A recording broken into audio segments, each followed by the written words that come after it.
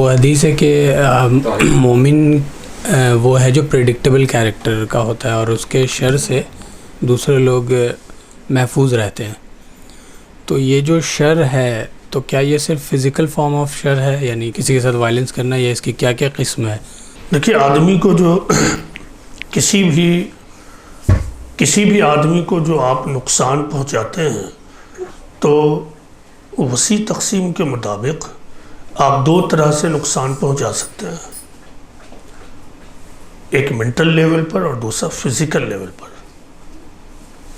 ایک mental level پر اور دوسرا فزیکل لیول پر. تو شر ان دونوں جگہوں پہ ہے. شر کا مطلب یہ نہیں کہ آپ صرف جسمانی نقصان پہنچائیں. شر کا مطلب ہے کسی بھی طرح سے کوئی نقصان، کوئی ہارم، کوئی مصیبت کسی کے لیے کھڑی کر دینا، وہ شر ہے. کسی بھی فارم میں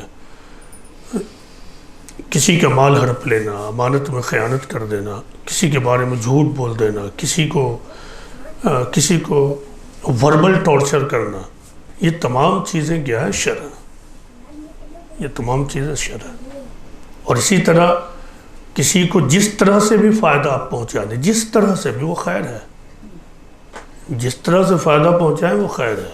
کسی بھی طرح نقصان پہنچائیں، کسی بھی لیول پر، میکرو لیول پر، مائکرو لیول پر، فزیکل لیول پر، ایموشنل لیول پر، منٹل لیول پر، اکنامک لیول پر، کسی بھی لیول پر آپ نقصان پہنچاتے ہیں وہ شر ہے.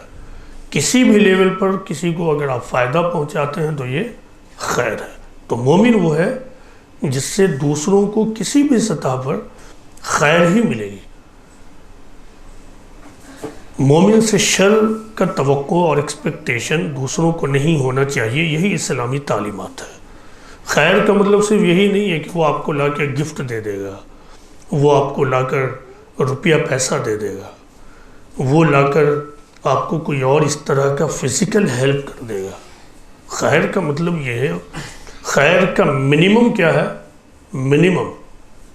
خیر کا منیمم یہ ہے کہ وہ آپ کو نقصان نہیں پہنچائے.